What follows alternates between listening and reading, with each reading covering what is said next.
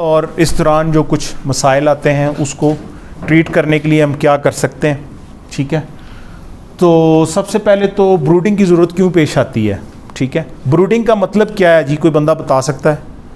Brooding का मतलब क्या है डॉक्टर साहब? बर्ड को आर्टिफिशियल टेम्परेचर प्रोवाइड करना जब तक कि वो खुद अपना टेम्परेचर मेंटेन करेगा। नजमुल हसन, क्या समझ आई है? यानी बर्ड को आर्टिफिशियल टेम्परेचर देना जब तक वो अपना टेम्परेचर खुद जो है ना वो मेंटेन करे। यस, इसको क्या कहते हैं? ब्रूडिंग। आसिफ साहब क्या कहते हैं इसे? ब्रूडिंग, ठीक है। इसलिए इसकी ज़रूरत पेश आती है कि जितने छोटे बर्ड्स हैं वो अपनी बॉडी का टेम्परेचर मेंटेन नहीं रख सकते। देखें ना, जितना छोटा बच्चा होगा, चाहे वो इंसानी बच्चा है या कोई और है, वो उसके अंदर ये एबिलिटी नहीं होती कि वो अपनी जिस्म का जो टेम्परेचर है उसको मेंटेन कर सके। तो चांसेस होते हैं कि ठंड ना लग जाए, ठीक है। इसके अलावा जो उसके पर हैं, ठीक है, वो इतने सफिशेंट नहीं होते कि वो उसका जो जिस्म जो दर्जा हरारत पैदा कर रहा है उसको वो रोक सके ना। पर कोई नहीं होते बिल्कुल ना, ऐसे ही फ्लफी सा होता है, ठीक है। इसलिए ब्रूडिंग की ज़रूरत पेश आती है। लेकिन इसमें सबसे इम्पॉर्टेंट चीज़ ये है कि पहले 48 घंटे जो है ना वो बहुत अहम है। फर्स्ट 48 आवर्स इसका डायरेक्ट ताल्लुक़ है फाइनल वेट के साथ, इम्यूनिटी के साथ, अर्ली चिक मोर्टेलिटी के साथ। पहले 48 घंटे, इसलिए आपने देखा होगा बहुत सारे फार्मर जो है ना वो चूज़ा आने से पहले पहुंच जाते हैं, और जब तक ये मतलब उनका 3-4 दिन नहीं गुजर जाते उस वक्त तक वो वहाँ से नहीं हिलते, ठीक है। जो समझदार फार्मर्स हैं वो ख़ुद टाइम देते हैं उस पर, टेम्परेचर मेंटेन करना, वेंटिलेशन, ठीक है। इन पहले 48 घंटों में हमें करना क्या चाहिए? एक तो हमें इम्यूनिटी को सपोर्ट करना चाहिए, क़ुव्वत मुदाफ़ियत को। ज़ाहिर साहब दूसरा ये है कि मोर्टेलिटी कम से कम हो, ये हमारा ऑब्जेक्टिव होना चाहिए। और तीसरा ये है कि जब तक जर्दी हल नहीं होती और फीड खाना बर्ड नहीं शुरू करता उस वक्त तक आप जो है ना जी वो क्रिटिकल फेज़ में है। जब तक जर्दी हल नहीं होती और जब तक बर्ड फीड खाना नहीं शुरू करता उस वक्त तक आप क्रिटिकल फेज़ के अंदर हैं, ठीक है। अच्छा, 5 चीज़ों का ख्याल रखना है जी ब्रूडिंग के दौरान।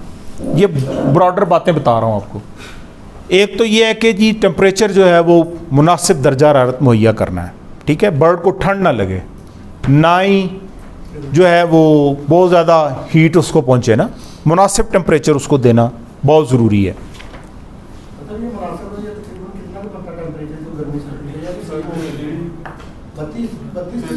32 डिग्री का सुनते आए हम तो, 32-33 के करीब, ठीक है जी। इसके अलावा साफ़ पानी मुहैया करें, शुरू के दौरान जो है वो पानी देना बहुत ज़रूरी है। वेंटिलेशन का बंदोबस्त करें, रोशनी का इंतज़ाम करें। रोशनी का इंतज़ाम क्यों करें जी हमजा साहब?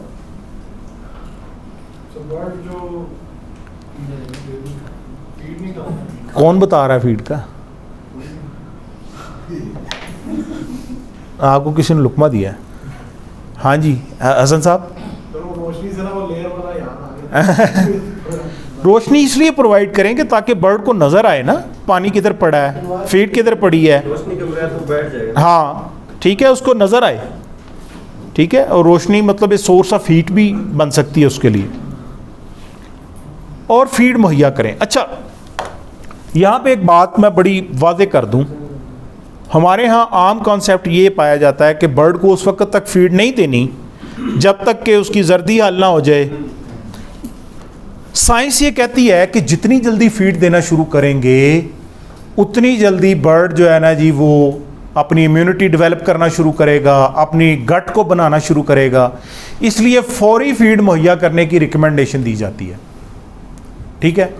भूखा रखने की रिकमेंडेशन नहीं दी जाती। हमारे यहाँ मैंने खुद देखा है, वो उसने बोतल पकड़ी होती है, ठक ठक ठक ठक चूज़ों को इधर दौड़ाता जा रहा है, इधर जा रहा है, शापर पकड़ा हुआ है और जनाब शोर मचा रहा है कि चूज़ों को भगा रहा है, ठीक है। ये जर्दी हल हो रही है, ठीक है। जर्दी ने तो अपना टाइम लेना है, ठीक है। अच्छा, जर्दी क्या है? जर्दी जो है ना, आगे भी एक तो स्लाइड आएगी। जर्दी बुनियादी तौर पर एक बड़ा रिच सोर्स ऑफ फूड है, ठीक है। अल्लाह ताला ने देखे ना, जब चूज़ा निकलता है तो कुछ जर्दी का पोर्शन उसके साथ आ जाता है। कि जब तक इसको खुराक नहीं मिलना शुरू होती तो ये इधर से न्यूट्रिएंट्स लेता रहे, ये इससे खुराक लेता रहे।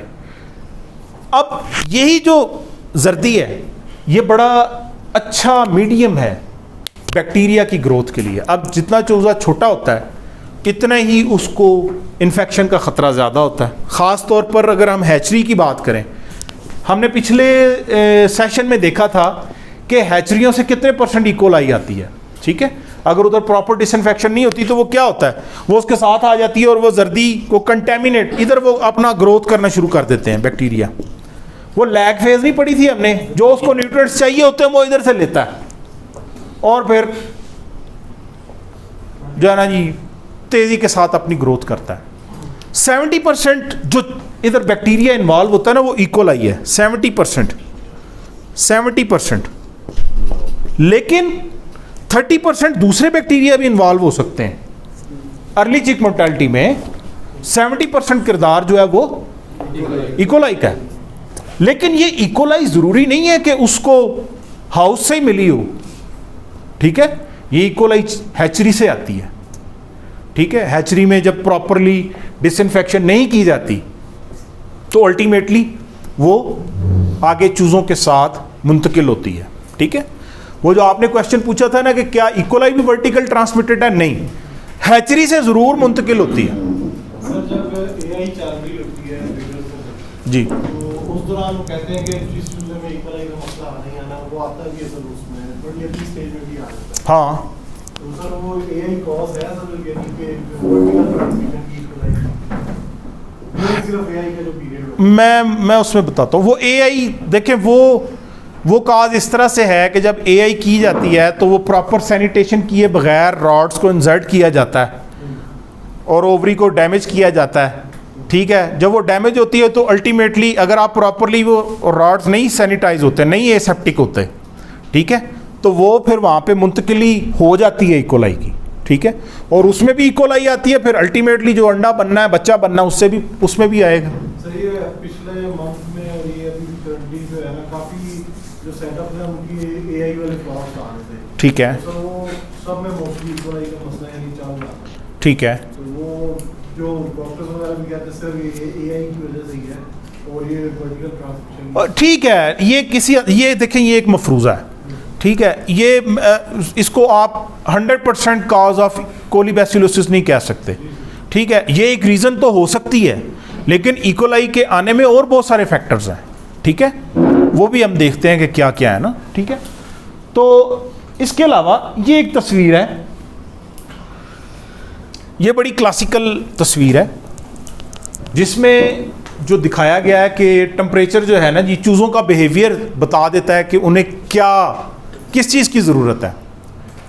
ये देखें कि अगर टेम्परेचर, ये जो सोर्स, ये दरमियान में धब्बा बना हुआ है ना, ये सोर्स ऑफ हीट है। अगर तो चूज़े बहुत परे परे होकर बैठे हुए हैं, इसका मतलब यहाँ पे टेम्परेचर बहुत ज़्यादा हाई है, और अगर वो बिल्कुल इसके ऊपर चढ़ के बैठे हुए हैं तो मतलब टेम्परेचर कम है, ठीक है। और अगर वो बिल्कुल एक कोने में लग के बैठे हुए हैं तो इसका मतलब ये है कि यहाँ पे ये कोई और ख़राबी है, ड्राउट है ये, ठीक है, यहाँ पे खुश्की है, ठीक है। और अगर ये बिल्कुल ठीक है तो ऐसे चूज़े इवनली डिस्ट्रीब्यूट होंगे, मुख्तलिफ जगहों के ऊपर होंगे, ठीक है। तो ये बर्ड्स की जो डिस्ट्रीब्यूशन है ये आपको बता देती है कि जी अभी माहौल कैसा है या कैसा होना चाहिए, माहौल को कैसा होना चाहिए। तो ये बर्ड्स का बिहेवियर जो है वो बता देता है। आदिल साहब क्या करने लगे? अच्छा, पानी खत्म, तो ये बॉटल एक एक दो रख दें। अच्छा, यहां पर एक बड़ी अहम बीमारी आती है जिसको हम कोलीबैसिलोसिस कहते हैं। कोलीबैसिलोसिस इकोलाई से होने वाली बीमारियां हैं जी सिकंदर साहब। ये भी हो सकता है कि आपको सिनेटियस मिल जाए गुजरांवाले में, ठीक है। तो मिल गई तो फिर कोलीबैसिलोसिस कैसे बताएंगे? इकोलाई से होने वाली बीमारियों को कोलीबैसिलोसिस कहा जाता है। इकोलाई एक ग्राम नेगेटिव बैक्टीरिया है,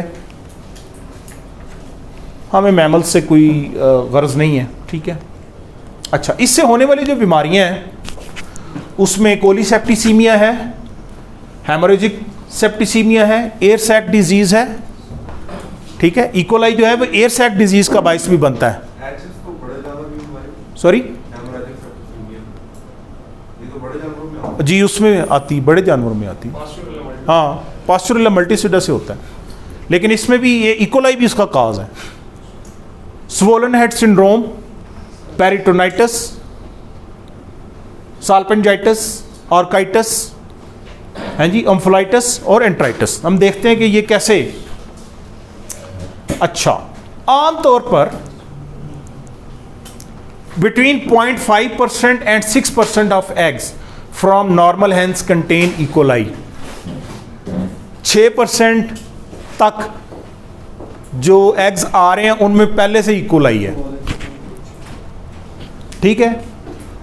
या एग शेल के ऊपर कुछ फीसेस लग गए हैं, उसकी ब्रीड्स लग गई है।